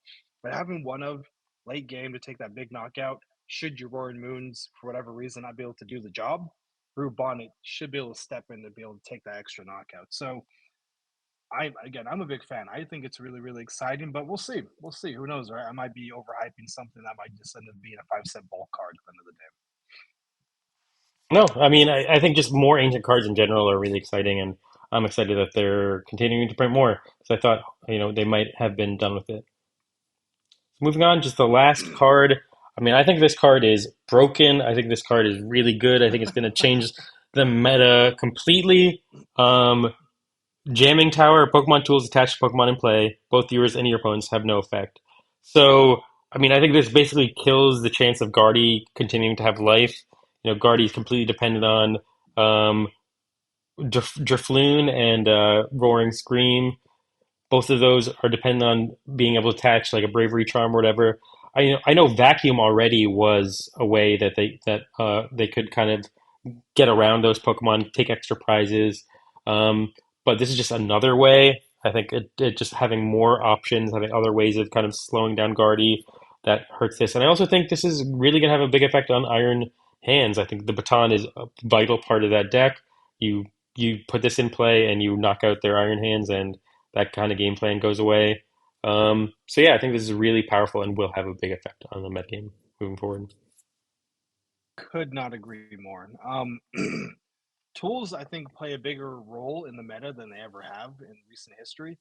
You're talking about things like Forest Stillstone, Heavy Baton, Defiance Band, Maximum Belt, Hero's Cape. I mean, all these A specs are, a lot of them are tools and they're all really good. So be able to negate those effects on a stadium that doesn't really have a single use is huge. Even if you put this in turn or in play for one turn, and you're able to just negate those effects for that one turn, that could be the tide that turns against your opponent and in your favor just because you put down a stadium. I'm not going to say it's as good as Path to the Peak or even like a Temple of Sinnoh. Temple of Sinnoh, I will argue, is a little more niche. But regardless, being able to just wipe out all your opponent's tools, I can't imagine why no one. This Yeah. is going to see a ton of play. That's Even a super exciting. skateboard, which is like some people use it in Lost Zone, so you can have a free Yeah, retreat on Comfy or whatever. Like it just really screws up a lot of people. People are using tools. Devolution TM. Some people are using Devolution TM to stop Charizard. If Charizard plays one, like it doesn't really play a lot of stadiums, usually collapsed. Plays a one of this at the end of the game. Drop this, prevent people from devolving you and like removing that route to victory. There's just so many things. Crisis Punch, I feel like, is starting to see use in Lost hmm Zone and stuff. Like there are a lot of tools right now, and this card is very very powerful. absolutely. I think one other thing I want to touch on here with this card, this might see play in GLC as well. GLC has a lot of tools in it. We have such a huge catalog of cards to choose from in GLC, and tools tend to be very very effective. I think this card potentially can see play in GLC as well. It's just a good card. I don't think I've ever seen a stadium that actually prevents tools from functioning. If we have, then correct me if I'm There wrong. actually But is there. I um, saw people tweeting about it. So there's a card that's basically this exact card. I think in the expanded format. interesting. Okay, good to know. Well, regardless, we got one in the standard now. It's a super cool card. Um, it's going to see a ton of play, and I hope everyone else is excited for it because you're going to see it quite a bit in a bunch of different deck lists. Well, with that being said, I somehow survived this hour and a half ordeal of trying not to cough too much while I'm on the microphone here. We're in the last segment for today, and then it's America's nerdiest game, Blaine's quiz. So far, we're a perfect 4 for 4. Will has used 0 tips, got the first guess right, and I've done the same, surprisingly. So today, I think this is where I began my downfall. Will has a Pokemon for me to guess. I am going to do my best to guess on the first attempt here. Will, what do you got today? You know, I'm not trying to be tricky, so I feel like I picked a Pokemon that's not hard. So does that mean I should go for the harder Pokedex entry because it's not that hard a Pokemon, or should I just give you the easiest Pokedex entry? What do you think? Do you think you're up for a challenge This is a today, or competition. This is a competition. So whatever you got, whatever you think is I'll get going it? to put me in I'll a be worse nice. condition. I'll be nice. It's not. It's still not completely easy, but I think the other one is just too hard. The other one's just too hard. It's just so vague. Okay, because its What do wings you got? aren't because its wings aren't yet fully grown, it has to hop to get around. It is always staring. Because its wings are not fully grown, it has to hop around. It has to hop to get around. It is always staring at something.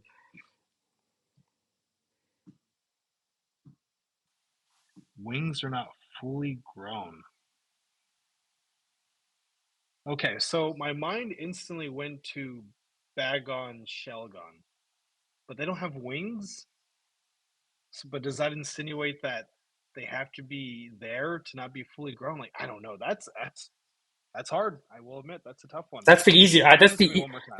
This is the easier Pokedex entry, by the way. This is the easier That's the Pokedex easier entry. one. Oh, Yeah, jeez. All right, one more time. One more time. because its wings aren't yet fully grown, it has to hop to get around. It is always staring at something. Hop to get around. Hopping does not remind me of Belladonna Show. Hop to get around. What hops? You know, Will, I think you might get me. Man. So we have tips that we can use. And the problem with those tips, the way the game is designed, is for every tip you lose 10 points. The first tip I could technically use is what stage is it? Hmm. So I have to make a decision here. Well, Do I want to lose the 10 points? you get a Or free guess. I think you can guess, and if it's not right, then we move on to hints. So you should at least throw at oh, something. okay. I mean that works too. Okay, so hops around. I'm gonna add another 10 minutes to this episode just because I'm gonna be sitting here thinking about this. Hops around. Hops around.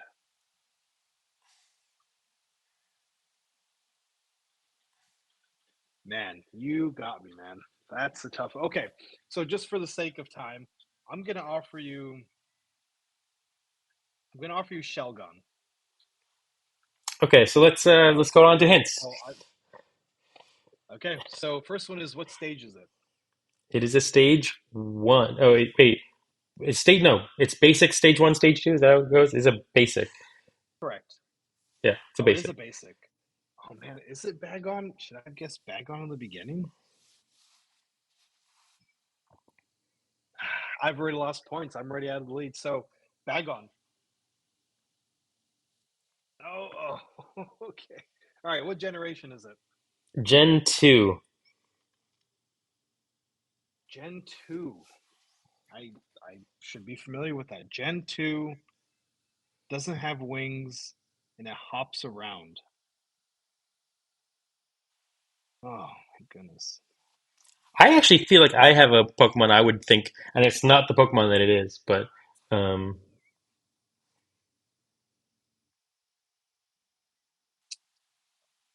You know what? I'm not even gonna offer you a guess on that one because I have no idea. All right, I'm taking more points off the board here. Last tip: what species is it? What is it? What does this say in the Pokédex okay, here? where does it say the species? Hold on, let me scroll up. It's a tiny bird Pokemon. Tiny bird with no wings. What are we doing here? My wife is looking at me like she has the answer. She's just smiling at me, staring, but I don't think she has the answer. Tiny bird. Okay, is that Gen two? What's Gen's two regional bird? Is that the what's the Star Raptor swallow thing? That thing flies. There's no way that thing hops around. Torchic, is that Gen 2? No, Torchic's Gen 3, I think. It's Gen 2. Man, I thought I knew Pokemon. I guess not. Jesus, Moses. Okay, we have a basic Gen 2 tiny bird Pokemon that does not have wings and it hops around. What are we doing right now? Is this Pokemon? You sure this isn't like Digimon or something? Okay. Well, at the risk of losing everything, which I think I'm about to lose right now, I think I just lost 40 points, which hurts my heart. I believe this Pokemon's name is Tailo. That's my final answer. My goodness, what was it? Not to. Oh, that stupid little bird man. Oh my god. I feel like Natu's relevant. Oh. It's just printed. Espathra, Zatu. Is Espathra, Zatu's a real deck. Oh my god. I wasn't trying to be too tricky. But here's the So other. I'm riding the talk track for today. Oh, go ahead, go ahead, go Sorry, ahead. here's the. I just want to read the other Pokedex entry because I thought this one was even Yeah, harder. yeah, But yeah. let me tell me if this is easier. It usually forages for food on the ground, but may, on rare occasions, hop onto branches to peck at shoots. I thought that was like just very like any bird, you know, No. that would be a Super so vague. yeah, it's so vague. So I thought, So I'm writing the talk track for this episode, mhm. and I see that Espathronatu made day two. I'm like, oh, that's a cool rogue deck. But I personally thought the rogue decks that we talked about were a little more interesting than the Spathro. I think the Spathro gets a little more coverage. And I didn't include it. And I think if we had included it, I probably would have guessed it. And now I regret that. And now I'm down 40 points. So, Will, next week, I was not if trying you to be too guess it, tricky. I'm always picking things I feel like that are kind no, of no, no. meta relevant, and man. That was Oh, a but hard one. in That my was a hard mind, one, but you know what? You did it. I would have picked. I feel like, especially after Gen 2, I feel like I would have picked Hoot Hoot because doesn't it kind of like hop around? I don't know if Hoot Hoot kind of Yeah, flies. it does. Um, it hops on one leg, but it probably flies. It has full wings, so that would have been a bad guess too. Um, Yeah, I mean, Tailo was a bad guess. It has wings. I'm pretty sure it can learn fly in the yeah, games. That was a terrible guess, but I could not get anything out of my brain. Well, folks listening at home and around the world, if you guessed it, put it in the comments, drop it somewhere. Let us know if you got it right or not. Because the good Lord knows I did not. I completely bombed this time. So we're still tied at 80 points each, but Will has a chance next week to take the lead. Even if he loses his first few tips, even if he just gets 10 points, you hold on to it. So good job, Will. That was a thanks. difficult one, not gonna lie.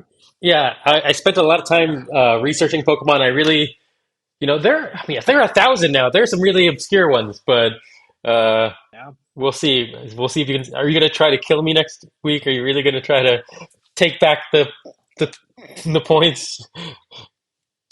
I'm debating because I think the ones I've given you, I mean, they're both ground Pokemon, so maybe I need to kind of break out of that ground uh, typing. Maybe that's probably the key here, but we'll see. I don't know. I got to tell you, I got nothing off the top of my head right now, but I'm looking forward to it. I can tell you that much. Okay. Well, Well, thanks folks, everybody that's all we got for for you listening. today. Yeah, thank you. Yeah, absolutely, absolutely. We really appreciate your time today, folks. We'll catch you next week on another episode of the XP Share podcast. But until then, take care and be safe. Bye, guys. Thanks.